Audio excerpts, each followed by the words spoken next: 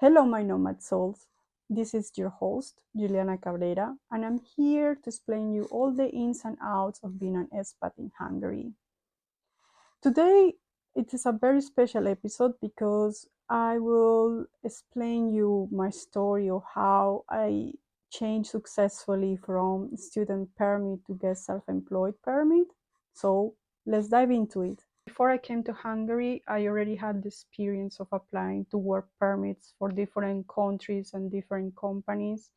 So even though I was grateful that the companies at that time took care of the whole process, I understood how complicated it is when you get fired or when you wanted to switch jobs. So 6 months before my student permit finish, I asked myself, do I really want that a company has control over my permit, over my career? The answer was no. So financial freedom was a yes for me. And of course, the only option was to become self-employed. So 6 months before my student permit finish, I started the procedure and I became self-employed and I started to invoice to clients. And in this sense, I could have, let's say, a proof to the immigration office that I already had a market in Hungary. And today, we will guide you through all this process about how to become self-employed with a student permit and then how to switch to gainful activity now that it's called get self-employed permit. So let's start. The step is to figure out what the hell you want to do. In my case, I completed a list of the things I like to do, that I'm passionate about, what I'm good for, what I can offer that is, let's say, unique in the market, or that could be valuable for my clients, that would resolve a problem that they have. And then when I clarify this, I check into the Hungarian occupational list codes to know whether my activities needed a certificate or a license or a notification to the government authority.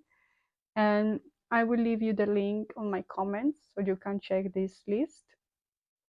And in my case, it was really simple because my main activities didn't need a license, so I could register it quite easily. And now we are going to the second step. The second step is about going to the tax authority, the NAV that is called in Hungarian. You go there with your passport, address form, student residence permit. It is a really straightforward process. They will give you your tax number in a paper and then they will post the card to you in 1 or 2 weeks. The first step is setting up your client gate or Uvofil Capu account. So it is really easy. You just go with your passport, residence permit, and address form to any government office, and you fill out some forms there. They give you a username and a password, and with this you are set up. And this is mainly like the communication portal with all the authorities in Hungary. And in this portal also your accountant can register you as a self-employed. So it is really easy because everything is digital. Now we are going to the fourth step.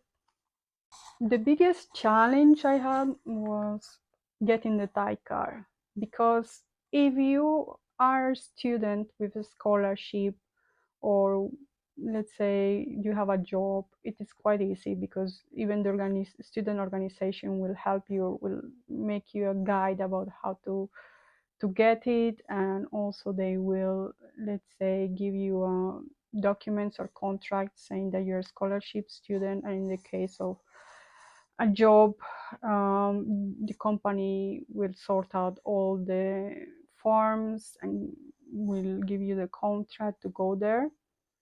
But in my case, because I was self-funded student, it was quite difficult. And in this case, I suggest that first you start with GTR taxation, and once you get your get self-employed permit, you go to the Thai office together with your passport and address form, and also the paper that says from the tax authority that you are self-employed person, and they will give you the Thai number to you. If you will invoice only to let's say individuals, then when you after you get the Thai card, you can switch to kata. And so this is the easiest way.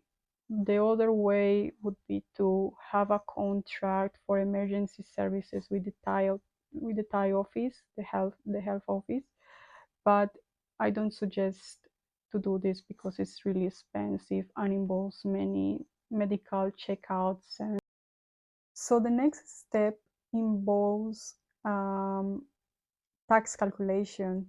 And for this, now that you have your client gate, now that you have your tax ID, your time social security number, then you should sit down with an accountant and calculate regarding, depending on your income per month, your cost, whether you will invoice to individuals or companies.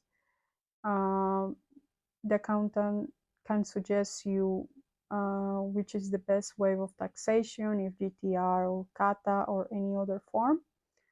And based on this, then I suggest you again with the help of an accountant to fill out the related forms on client gate for registering you as a self-employed. And it takes mainly 1 or 3 days to receive the certificate, and you're ready to start. So the next step involves in figuring out what kind of invoicing system do you need.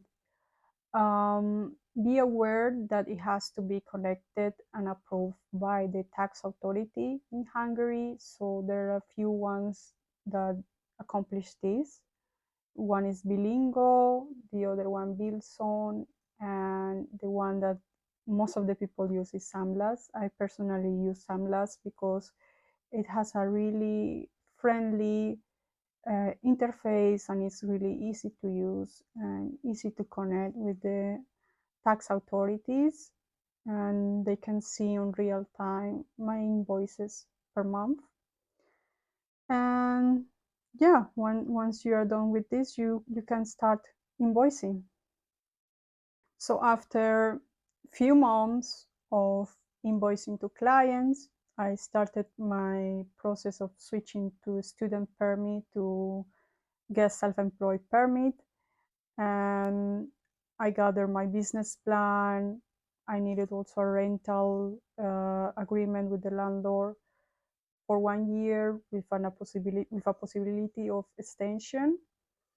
Also a letter from the landlord saying that they approve that I perform self-employed activities in the flat.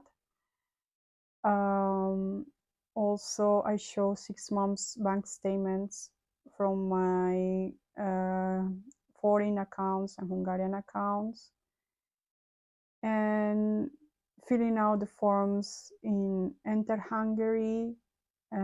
Also, invoices are really important. Invoices, contracts, letters of intent. And finally, I wrote a letter about me. Why did I choose Hungary as my home and my business headquarters, and what has been so far my positive experience in doing business here. And basically that was it. So I submitted the papers on Enter Hungary, also fill out the required forms there with a photo as well and a full copy of the passport. And once I paid the fee, I had 15 days to go to the immigration office to get the biometrics. And then I waited for about 3 months to get a response. and I could get it for firstly for 1 year, and then you can extend it. So there you have it. Those were my main steps about how I successfully changed my student permit to self-employed permit. If you want to start this amazing journey, I hope this video was a good roadmap for you and you are motivated to start taking action. If you see somebody who might be stressed and in the same situation, don't hesitate to share this video or podcast with them. And if you want to know more about life, entrepreneurship, and business in Hungary, don't forget to subscribe to my YouTube channel and podcast. Thank you so much for joining to this episode, and see you next time. Bye bye.